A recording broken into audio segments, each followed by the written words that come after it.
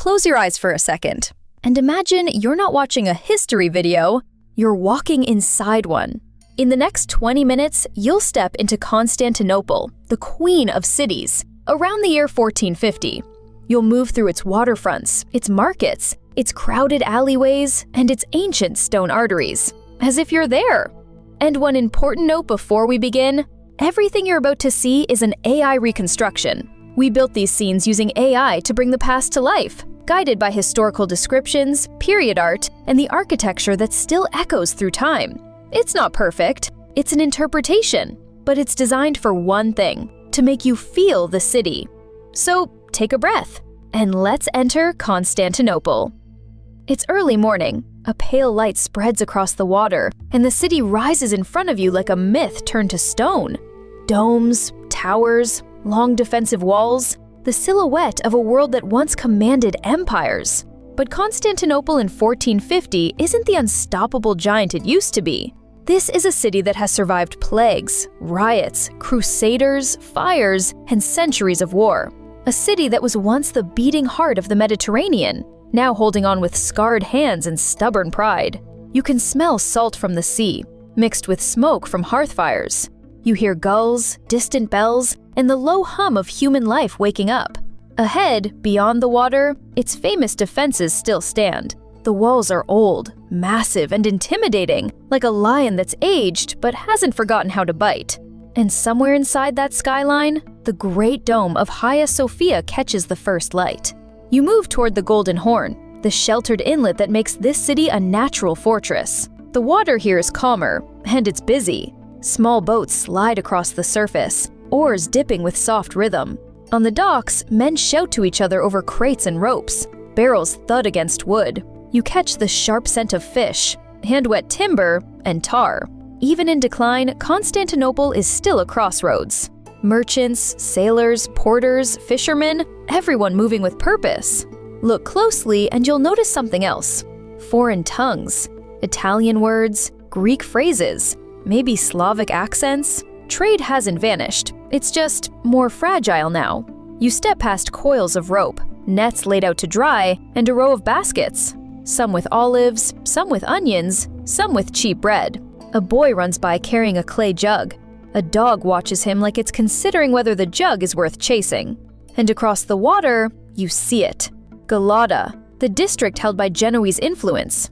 Stone buildings clustered on the opposite side, a reminder that this city has always been a mosaic of powers. The wind shifts. You taste smoke in the air again. The city is waking faster now. You leave the waterfront and head inward. The streets narrow. Here, Constantinople feels older, more intimate. Stone walls lean close. Wooden balconies hang above you like watching eyes. Some buildings are proud and solid. Others are patched, repaired, or half ruined. Your steps meet uneven ground. Stone in places, mud in others. This is not the marble perfection of imperial propaganda. This is a living city, a hard city. You pass a small workshop where an artisan is already working. Metal clinks softly. A hammer taps. Steady, practiced, almost meditative. A woman sweeps dust from a doorway, tossing it into the street like she's pushing yesterday out of the city's memory. And then you hear it. The rising noise ahead. Voices overlapping, bargaining, laughter, frustration. You're approaching the market. The market hits you like a wave. Shouts, footsteps, the scrape of carts, the sound of coins. Stalls line the street. Cloth, spices, dried fruit, bread, cheap pottery. Oil lamps, knives, needles, shoes. The colors are muted by dust and smoke, but still alive. Deep reds, browns, faded blues. You walk between people shoulder to shoulder. A merchant holds up fabric, snapping it in the air to show its strength. A customer shakes their head, unimpressed. Somewhere nearby, someone argues over price, loud enough that a few passers-by smirk like it's entertainment. You catch the smell of roasted meat, thin slices sizzling over coals. It's tempting, but it's also expensive. Most people here aren't rich. They're enduring. Constantinople in 1450 is a place where the past still glitters, but the present is tight, practical, and uncertain. And yet, the market proves something important. The city is not dead. It's breathing. It's adapting. It's surviving day by day. As you move forward, you spot a small table where a man sells candles and icons. He watches people carefully, like he's selling faith in small, affordable pieces. You drift away from the tight market lanes and find a broader route, an older road worn by centuries of footsteps. These paths were once meant for imperial processions, for banners, for soldiers in formation, for a city that believed it would last forever. Now they carry ordinary life. You see a group of men hauling a cart together, straining as the wheels grind against stone. You step aside as they pass, and one of them wipes sweat from his forehead with a sleeve already darkened by labor. Above you, the city's layers show themselves. Christian symbols on walls, ancient stones reused in newer construction, columns that might have once belonged to some forgotten monument. Constantinople is a city built from itself, over and over again. And as you keep walking, the skyline opens. You're getting closer to the great center. Then you see it properly. Hagia Sophia. Even in a city that has seen everything, it still dominates the soul. Its dome rises with quiet authority. Massive, ancient, almost impossible. You approach the plaza around it, and your pace naturally slows. Not because someone tells you to, but because your body understands this is a place of weight. The stones beneath your feet are smoother here, worn by generations. You hear quieter voices, more measured footsteps. A few people cross themselves as they pass. Others glance up at the dome and keep walking, like they don't want to admit what it makes them feel. This building has been a church for centuries, and it carries that history like a scent you can't quite name. Incense, candle smoke, cold stone. You imagine the interior, golden mosaics catching light, echoes lingering under the dome. And you remember, this city once saw itself as the center of the world, and in many ways it was. But now, in 1450, there's also tension in the air, a quiet awareness that time is tightening its grip.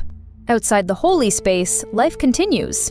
Vendors nearby selling small goods, travelers passing through, officials moving with careful posture. You look up one last time, and then you move on, because the city is bigger than its monuments. You take a route that dips slightly, and the air feels cooler. Constantinople has always relied on water systems. Cisterns, fountains, aqueducts. In a city surrounded by seas, fresh water is still a treasure. You pass a public fountain where people gather with jugs. There's an unspoken order. Who was here first? Who waits? Who tries to cut in? A mother steadies a child who's struggling to lift a small container. A man jokes with another, and for a moment, you hear laughter that sounds almost normal. This is what history often forgets. Most people aren't living inside grand events. They're living inside mornings, errands, hunger, work, and family. You walk past an old wall with cracks filled by moss. A cat sits on a stone ledge like it owns the empire. And above it all, the city's presence remains. Massive, layered, stubborn. Now you head west, toward the legendary defenses. The streets thin, buildings become lower, open spaces appear between structures, and the wind feels stronger. Then the walls rise. The Theodosian walls stretch like a stone horizon. Layered defenses, towers at intervals, thick masonry built to stop the unthinkable. You stand before them and feel small. You can imagine armies here. Lines of soldiers, banners snapping in the wind, engines creaking, prayers spoken with shaking hands. Even now, guards move along certain sections. Not in proud parade, in practical vigilance. Because the truth is, everyone in the city knows what's out there. The Ottoman threat isn't a rumor. It's a shadow that's been growing for years. And in 1450, that shadow feels closer than ever. You touch the stone. Cold, rough, ancient. These walls have saved Constantinople before, but you can't help wondering, how many times can one city cheat history? You move back inward, through a district where the atmosphere subtly changes. Here, people walk with more caution. Clothing looks a little finer. Voices are quieter. You catch sight of officials, men with purpose in their stride, with eyes that don't linger too long on anyone. There is still an empire here, at least in name. There are still ceremonies, still titles, still protocol. But power in 1450 Constantinople is not loud. It's careful. Behind walls, behind doors, behind tradition, decisions are being weighed. alliances, desperation, hope, betrayal, faith. And outside those decisions, life continues like it always has. Because the baker still needs to bake, the porter still needs to carry, the child still needs to eat. History doesn't pause for the ordinary. It runs right through them. The light begins to change. The sun drops lower, and the stone of Constantinople warms into amber tones. Smoke rises in thin lines from rooftops. The market noise softens. People start heading home, some with bags, some empty-handed. You pass a small group gathered around a street musician. The melody is simple, familiar. It floats upward and disappears into the evening air like a message to the past. Oil lamps flicker in doorways. Shadows stretch across the streets. You look back toward the center, and you see Hagia Sophia's dome again. Darker now, heavier against the sky. And you understand why people called this the Queen of Cities. Even in decline, it still feels like it has a soul. And that's the strange magic of Constantinople in 1450. It's not just a place on a timeline, it's a living world. Muddy, loud, sacred, anxious, beautiful. A city caught between what it used to be and what it's about to become. If you enjoyed this kind of immersive historical reconstruction, tell me where you want to walk next. Rome? Baghdad? Alexandria? Jerusalem? And remember, these scenes were created with AI to reimagine the past, not to replace history, but to help you step closer to it. Thanks for walking with me, and I'll see you in the next city.